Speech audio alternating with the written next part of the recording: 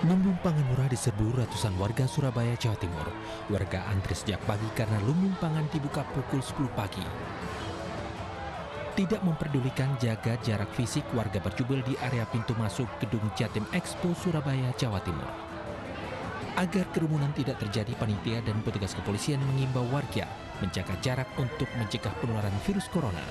Warga menyerbu tempat penjualan sembako murah karena tidak mengetahui bahwa paket sembako murah dapat dibeli secara daring.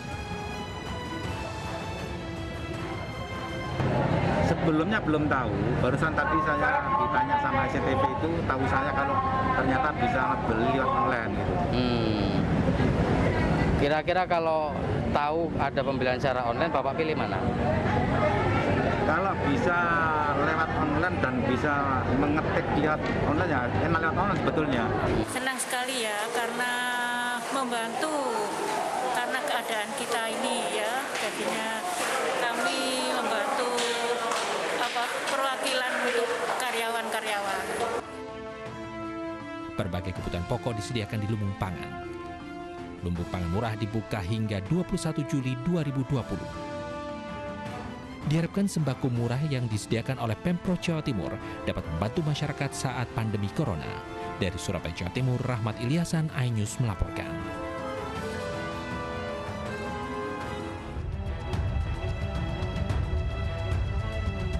Seorang mantan narapidana yang baru saja dibebaskan karena kebijakan asimilasi akibat corona babak belur dihajar massa.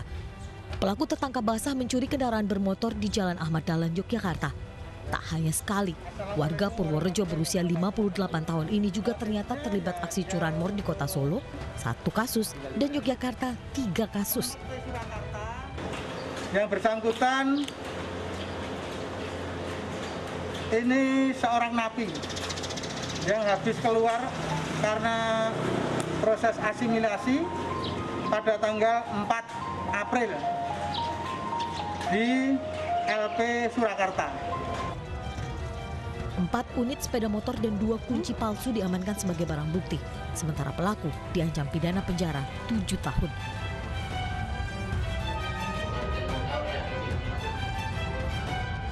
Kasus serupa juga menimpa seorang mantan narapidana di Sumatera Utara.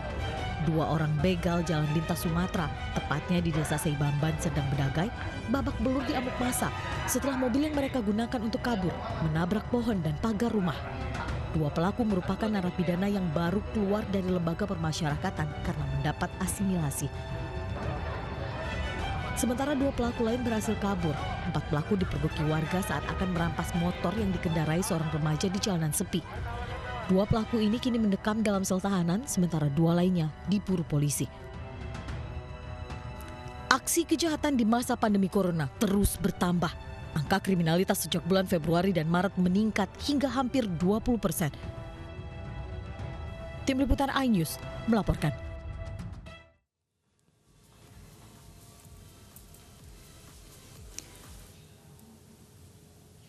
Selamat sore pemirsa, pemerintah melarang warga mudik lebaran dan akan dikenakan sanksi jika melanggar. Banyak perawat yang gugur dalam menjalankan tugasnya. Sebagian besar adalah kaum wanita. Suka duka para Kartini di tengah pandemi akan kami bahas dalam segmen dialog. Bersama saya Aprilia Putri, inilah iNews Sore selengkapnya.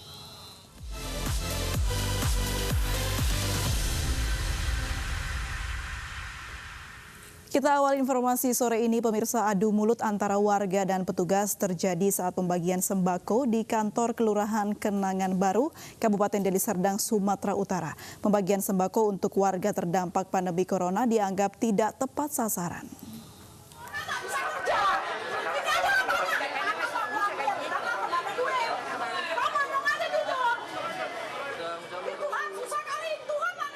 Adu mulut antara warga dan petugas kelurahan terjadi saat pendistribusian paket beras dan telur oleh pemerintah Kabupaten Deli Serdang di kantor Kelurahan Kenanga, Mandala, Kabupaten Deli Serdang, Sumatera Utara.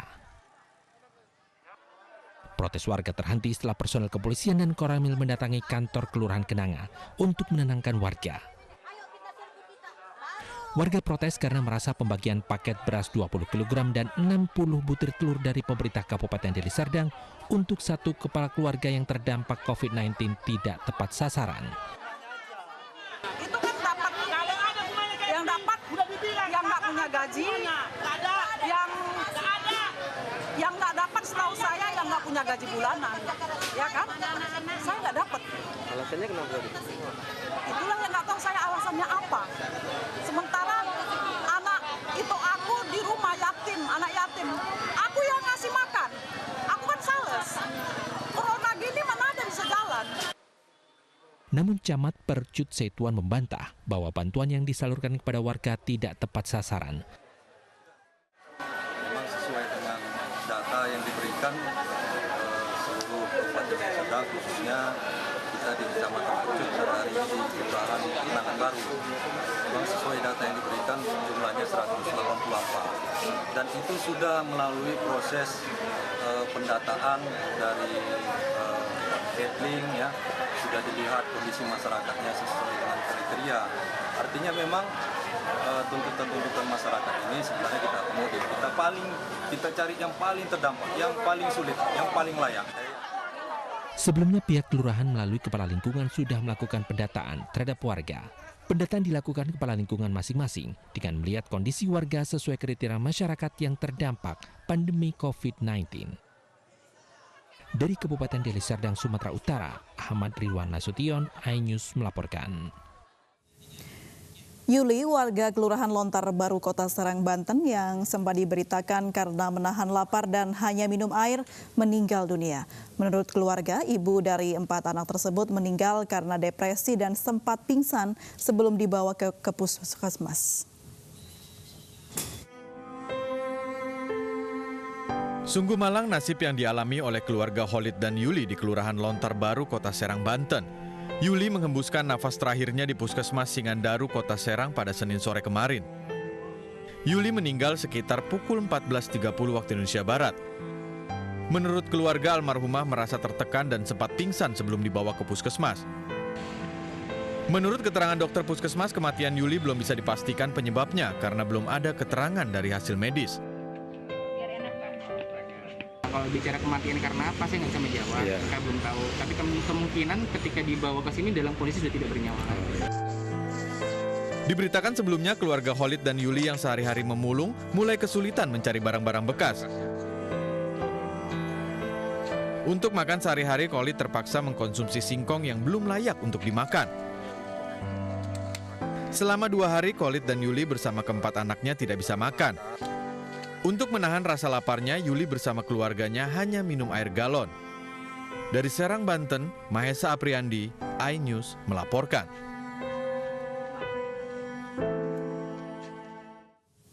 Dan pemirsa, saat ini sudah bersama kami Kepala Dinas Kominfo Kota Serang, Hari Pamungkas. Selamat sore Pak Hari. Selamat sore Mbak. Baik, Pak Hari, sebelumnya kami turut berduka cita atas meninggalnya seorang warga Bapak, Pak. Iya, terima kasih Mbak. Baik, Pak, apakah sudah ada hasil pemeriksaan mengenai penyebab meninggalnya Ibu Yuli, Pak? Perlu saya jelaskan kepada seluruh rekan-rekan sekalian dan masyarakat bahwa berdasarkan surat keterangan kematian yang disampaikan oleh dokter dari Puskesmas Singandaru bahwa yang bersangkutan adalah death on arrival, artinya meninggal dalam perjalanan. Nah, berdasarkan wawancara, kemudian riwayat dengan menanyakan kepada keluarga terdekat, yaitu suaminya, di mana yang bersangkutan tidak punya riwayat penyakit berat, sehingga bisa diperkirakan bahwa penyebab sudden death ini adalah serangan jantung. Gitu. Baik, kekurangan apa Pak? Mohon maaf tadi. Kekurangan?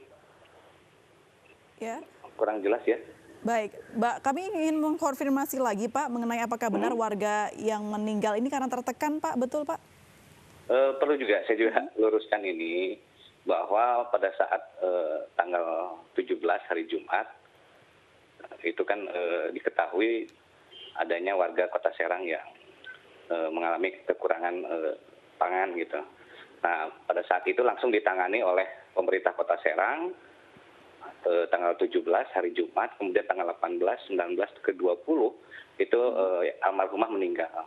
Artinya pemerintah Kota Serang sudah bergerak cepat untuk langsung menindaklanjuti laporan dari masyarakat setempat itu untuk yang bersangkutan.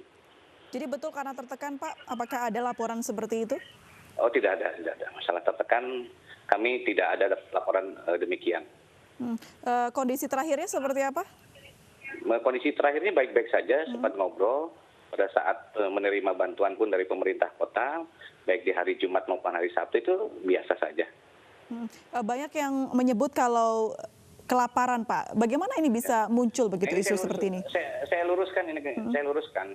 Jadi artinya dari rentang waktu yang tadi saya sampaikan dari tanggal 17 sampai 17 sore sampai dengan hari Senin itu pemerintah Kota Serang beserta relawan itu langsung memberikan bantuan pada saat itu gitu.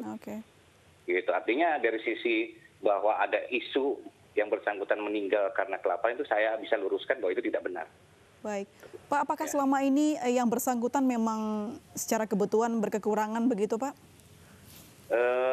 Kalau melihat dari memang profesi yang bersangkutan, yaitu buruh ya, artinya mungkin dari sisi pendataan kami ya dia masuk dalam kategori memang kurang mampu. Gitu. Baik. Tadi Bapak sempat menyebutkan kalau tetangga sekitar atau masyarakat sekitar sebenarnya sudah banyak membantu begitu. Bantuan apa saja yang sudah diberikan, Pak, sebenarnya? Tentunya dari warga setempat maupun muspika setempat itu sudah memberikan dalam bentuk barang-barang sembako. Kemudian terkait dengan pemberian bahan pangan kepada yang bersangkutan atau keluarga yang bersangkutan juga itu dilakukan. Baik.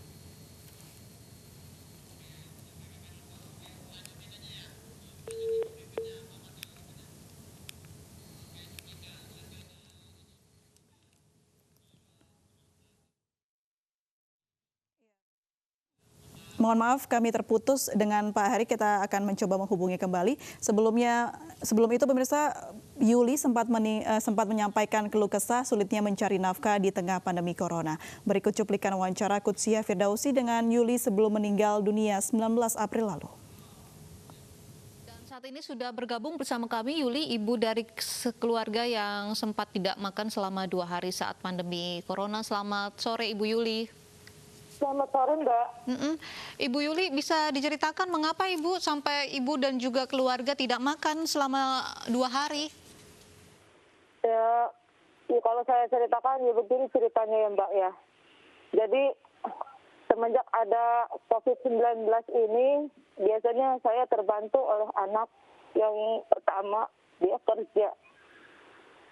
Karena untuk apa sih namanya? Bapaknya suka ngambil itu tuh rongsokan tuh biasanya dia dapat per minggu itu dapat 50 gitu kan. Selama ini dia cuma dapat 20 atau 25.000 seminggu itu. Sedangkan sekarang ini mau jual rongsok juga sulit karena lapak-lapak semua udah pada tutup. Nah itu makanya.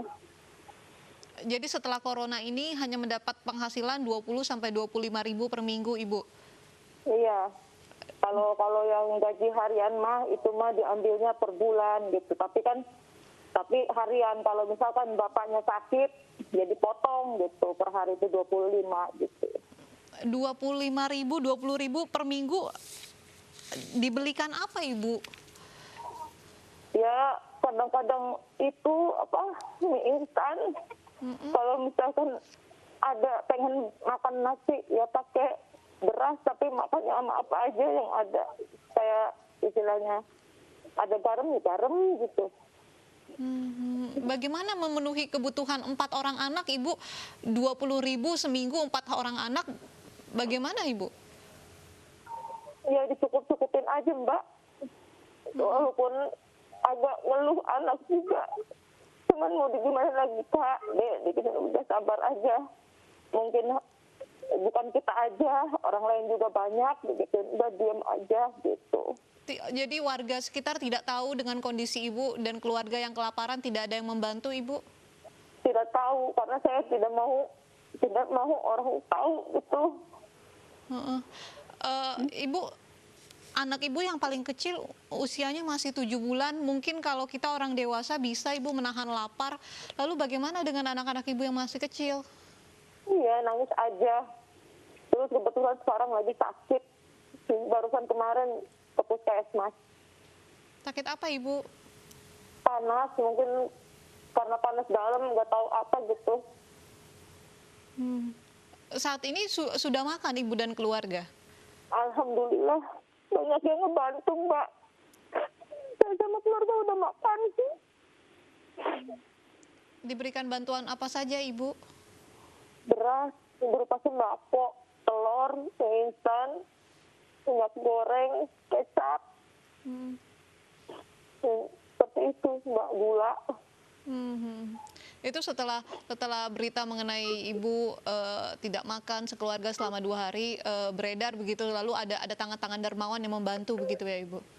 Iya, alhamdulillah saya ucapkan terima kasih buat yang sudah membantu saya dengan ikhlas. Mudah-mudahan Allah membalas semua kebaikannya. Lalu kondisi anak-anak Ibu sekarang seperti apa Ibu? Ya alhamdulillah baik, cuma yang kecil aja sakit. Apa yang Ibu harapkan? Ya saya cuma berharap orang yang mampu memperhatikan orang seperti saya. Ya mungkin bukan saya aja, masih banyak di lingkungan saya juga yang nggak punya gitu, apalagi dalam keadaan begini, gitu Mbak. Selain bahan pokok, mungkin Ibu yang sudah Ibu dapatkan saat ini, apalagi Ibu bantuan, mungkin kebutuhan yang Ibu perlukan, mungkin ada orang-orang dermawan yang mendengar bisa memberikan bantuan kepada Ibu? Ya ada yang ngasih uang juga gitu tuh, nih buat beli kebutuhan dede bayi katanya gitu. Ada yang ngasih uang juga. Kalau anak-anak ya. Ibu kebutuhannya apa aja? Ya sebenarnya Mas, saya pengen ini anak yang kedua juga masih sekolah kelas 2, yang ketiga kelas 4 SD. Pengennya ya namanya orang tua mah pengennya anak itu jadi orang lah gitu. Pengen dibantu sekolahnya biar nanti bisa ngangkat derajat orang tua. Baik. Yang sabar, yang tabah Ibu Yuli. Kita harapkan ada orang-orang dermawan yang mungkin melihat Ibu dan juga memberikan bantuan agar Ibu dan juga keluarga bisa hidup lebih layak lagi. Terima kasih Ibu Yuli sudah berbagi cerita. Ya, pemirsa, kita sudah terhubung kembali dengan Pak Hari Pamungkas, Kepala Dinas Kominfo Kota Serang, Banten. Pak Hari, kita sudah dengarkan bersama tadi wawancara yang sempat dilakukan oleh rekan kami pada tanggal 19 April. Begitu Pak, apa respon Anda Pak mendengar itu semua Pak? Ya tentunya kami dari pemerintah Kota Serang juga berbelasungkawa. Kemudian perlu juga disampaikan pada kesempatan sore hari ini bahwa terkait dengan respon pemerintah, kemudian laporan warga dan seluruh aparat sampai dengan tingkat bawah itu sangat kami perlukan terkait dengan bersama-sama kita untuk mengantisipasi penyebaran COVID-19 di Kota Serang. Dan tentunya juga butuh proaktif dari seluruh lapisan masyarakat karena dampak dari COVID-19 ini bukan hanya melanda Kota Serang, tapi melanda seluruh lapisan masyarakat yang ada di Kota Serang. Tentunya kami juga harus menyiapkan terkait dengan penanganan kesehatan, penanganan pengurangan dampak ekonomi dan peningkatan jaring pengaman sosial yang ada seluruh di Kota Serang. Dan tentunya juga butuh dukungan seluruh masyarakat Kota Serang sebagai berbagai elemen atau berbagai stakeholder itu. Langkah-langkah apa saja Pak yang dilakukan untuk bisa menopang hal tersebut Pak? Ya tentunya tadi sudah disampaikan bahwa ada 3 hal yang kami harus sentuh. Pertama dari penanganan kesehatan. Dinas Kesehatan kami selaku leadingnya juga sudah mempersiapkan itu. Kemudian terkait dengan kegiatan preventif maupun penanganan dari kasus positif yang ada di Kota Serang juga itu dimaksimalkan. Yang kedua penyiapan terkait dengan pengurangan dampak ekonomi. Tentunya dampak ekonomi ini seluruh lapisan masyarakat juga terkena dampak langsung maupun tidak langsung. Itu juga harus kami pikirkan dari pemerintah Kota Serang. Nah, penyiapannya terkait dengan bantuan modal, IKM dan UKM, itu juga kami sedang lakukan. Kemudian terkait dengan pendataan JPS, jaring pengaman sosial. Dan tentunya pendataan ini butuh waktu, validasi data real itu juga butuh waktu, sehingga kami sedang bekerja, semua sedang bekerja di Kota Serang untuk menangani penyebaran COVID di Kota Serang. Baik, kami kembali ke almarhumah Yuli, begitu tadi disebutkan kalau almarhumah memiliki anak begitu Pak. Saat ini seperti apa anaknya Pak, diasuh oleh siapa? Ada keluarganya yang memang rumahnya dekat dari situ, kemudian keluarga intinya pun dari bapaknya juga ada di sekitar situ, dan itu dipelihara, diasuh oleh keluarganya, keluarga intinya. Oleh keluarganya ya. Begitu ya? Ya. Baik, ada informasi Pak riwayat penyakit yang mungkin diderita dari almarhumah begitu?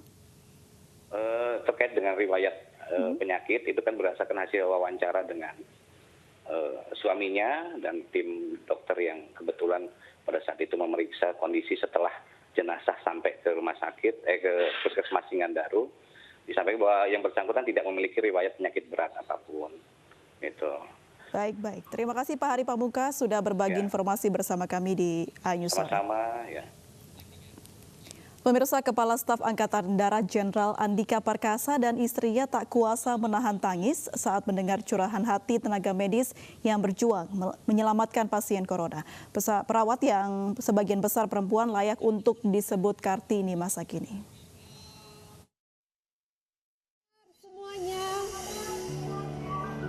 Ya Ibu, Kasat izin terima kasih Ibu atas perhatiannya kepada kami tim medis yang berdinas di ruangan isolasi tekanan negatif Ibu. Kami merasa diperhatikan dengan atasan, kami sangat berterima kasih. Saya yang terima kasih. Mbak semua mas. Luar biasa. Iya Ibu.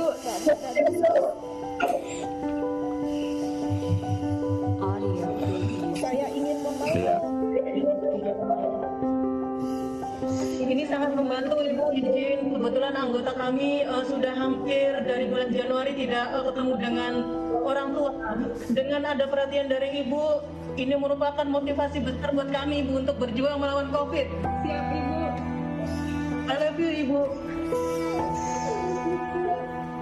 Izin Ibu, kami sudah kurang lebih 2 bulan tidak pulang Ibu. Kami alhamdulillah diberikan penginapan Ibu di sekitar rumah sakit sini Ibu. Terima kasih atas perhatiannya Ibu. Terima kasih banyak. Kalau perlu apa-apa bilang saya ya. Ya Ibu. Terima kasih banyak Ibu.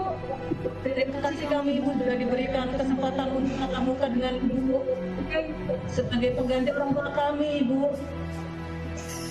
Tidak ada apa-apanya, kapan aja.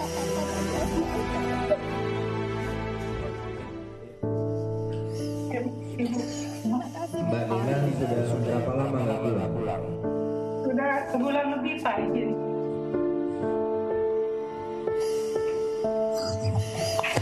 Terima kasih banyak semuanya. Kita berdoa semoga wabah ini segera berakhir. Dan semoga yang lain di sana tetap tinggal di rumah. Supaya Mama dan Mama semua bisa segera pulang bertemu dengan anak-anaknya. Terima kasih. Oke, Mami, kalau gitu mereka ini perlu ditambah lagi lah, jangan seminggu. Coba selain madu apalagi. Pengorbanan mereka begitu besar ya. Apa maunya nanti WA ke saya, kasih tahu saya ya.